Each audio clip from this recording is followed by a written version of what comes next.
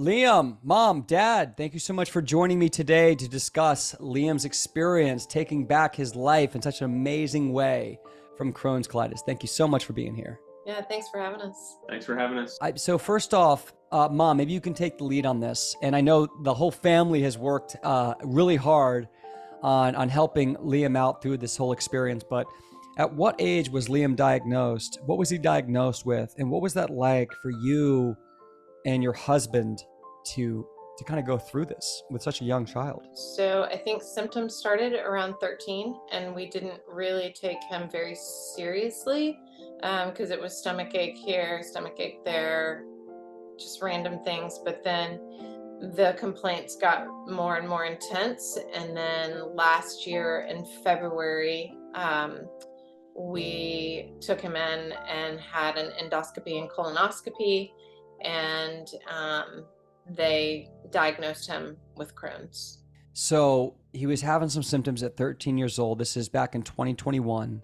Mm-hmm. And then 2022, finally gets diagnosed. And how old was Liam when he got diagnosed? He was 13, but getting ready to turn 14. He was right on that cusp. Just on the cusp. And what grade in school? You were in Ninth? 7th grade when you were diagnosed. 7th grade, yeah.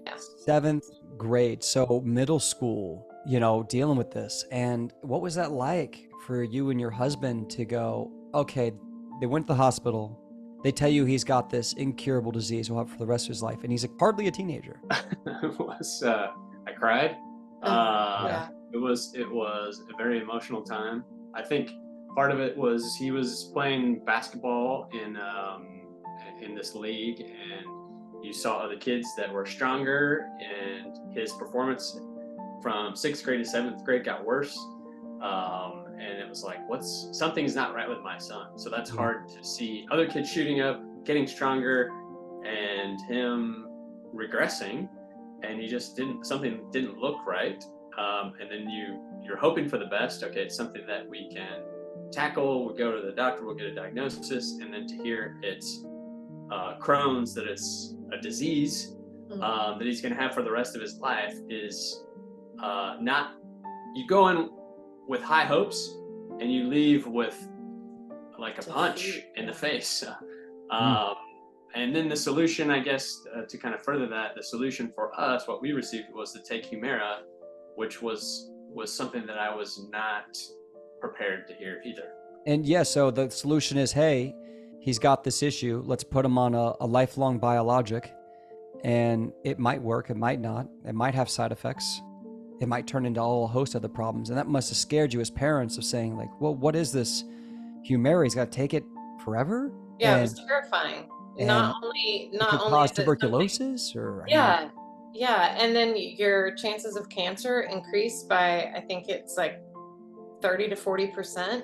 And so we just weren't willing to sign our almost 14-year-old kid up for a lifelong medication. We were told that was the only option, and we just when you do the testing, you have to test for tuberculosis, and then you also have to test for hepatitis, right? And did he receive the shots and stuff for that Vaccines. when he was little? And I was like, yes, he did. But they said, oh, your hepatitis didn't take, and so we need you to get that again.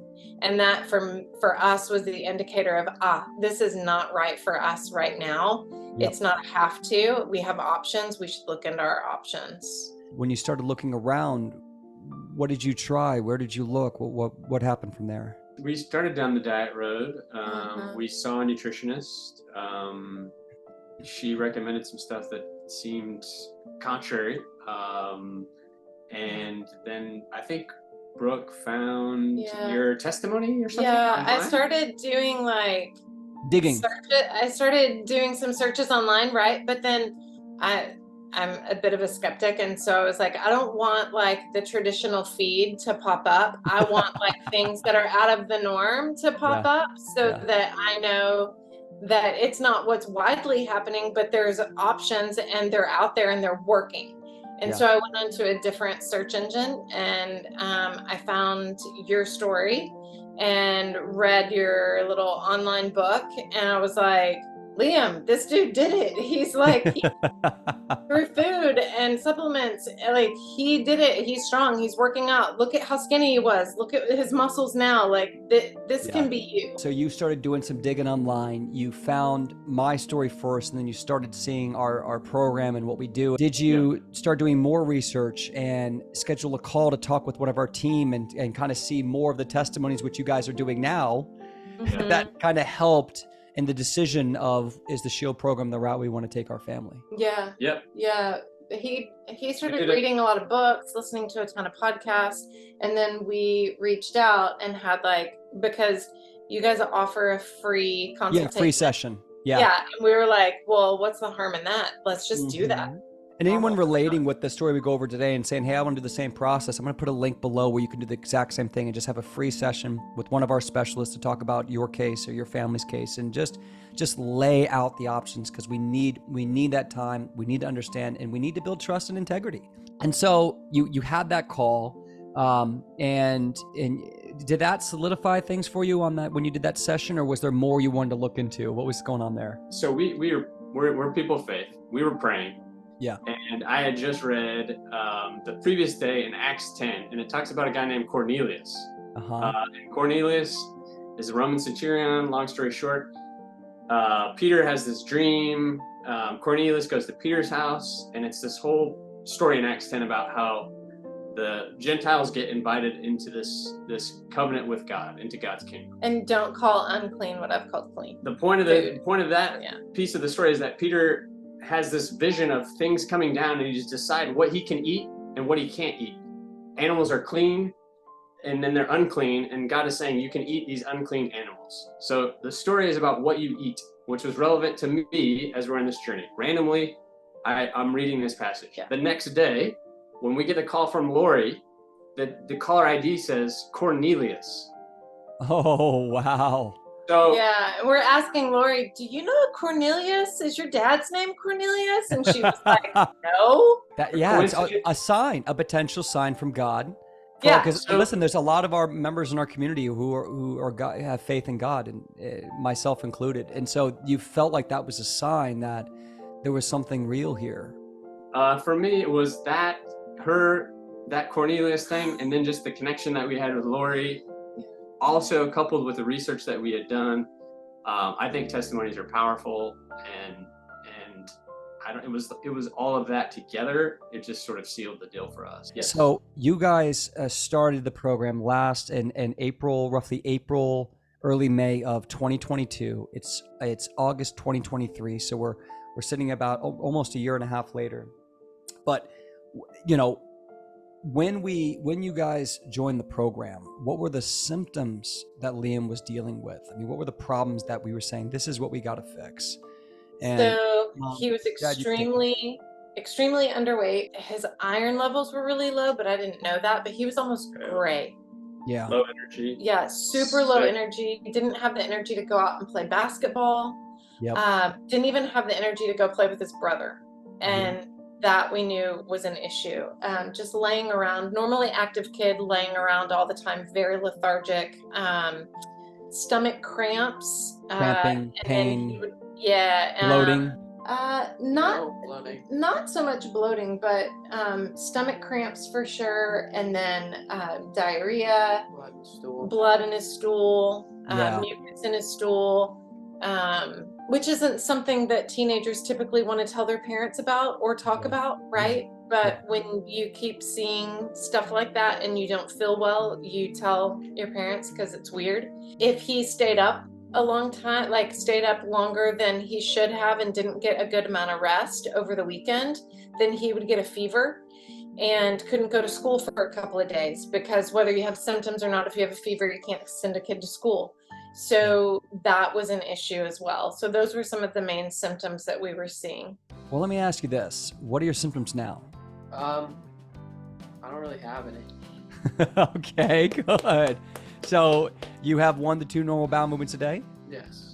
No, that bloating, cramping, gas, no blood in the stool? No. And you started the program around 79, 80 pounds. How much do you weigh now? I weigh 105. 105. So you've gained about 25, 26 pounds. For anyone who can't do that math, you've gained about 30% of your total body mass Well, first of all, congratulations. I think there's a lot of people who are really excited to hear that.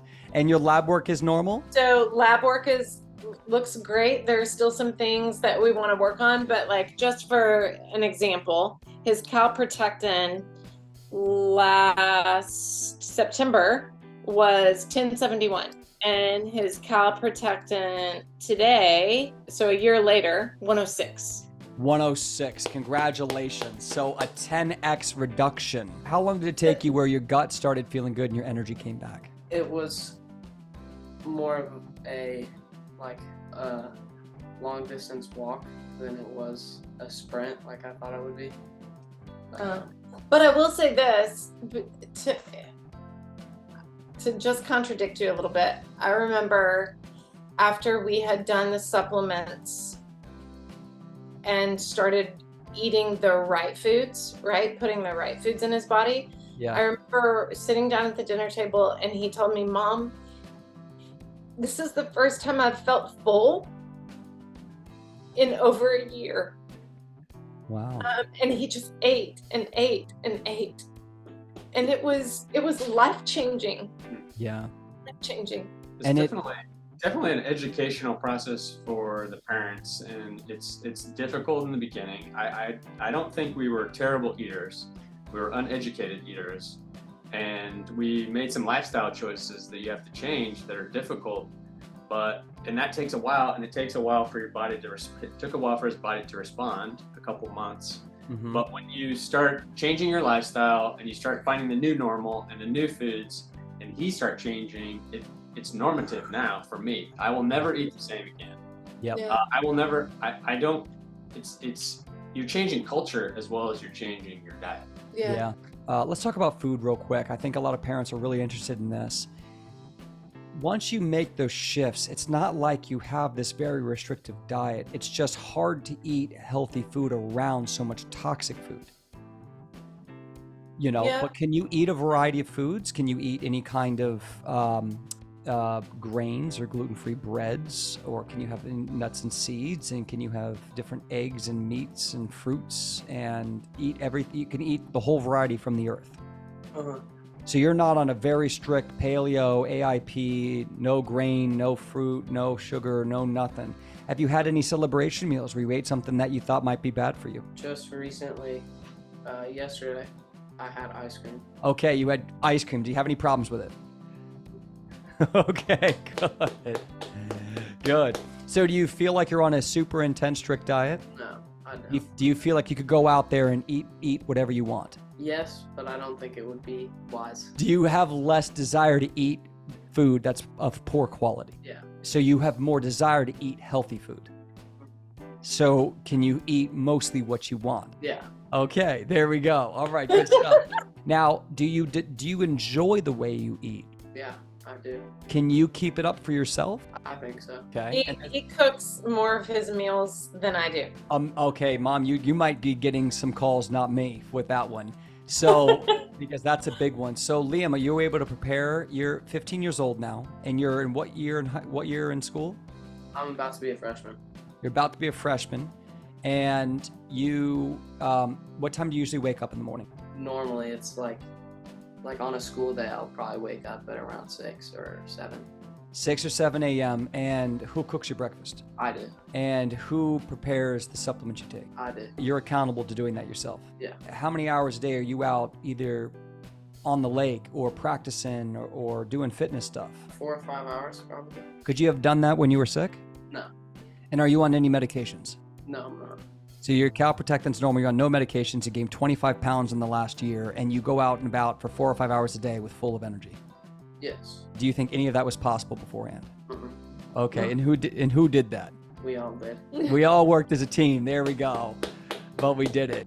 Right now there's probably some young guys your age or young girls your age listening to that. And there's probably some parents listening right now. What do you think has helped you take the bull by the horn, so to speak, or just feel good about doing it yourself? It's worth it in the end. It's worth it in the end. So you got to a point where you said, I'd rather. So do you feel like your efforts have given you freedom in life? Yeah, I did. So if your friends ever had to go down this path that you've gone towards, what would a piece of advice you give to your friend about following the path you've done? I would say go to y'all's website. Go to y'all's website. That's a good plug. Well, there you go. Hey, he said it. Huge. And what about the support of Coach Lori? Do you think you could have got the results, any of this, and been able to do this for Liam without Coach Lori there to help you by your side? We really needed, I mean, that's part of what we were doing, a lot of research, a lot of reading, a lot of learning about food. But we really needed a point person because, you know, we felt a lot of pressure to get him started now. And we could have done it.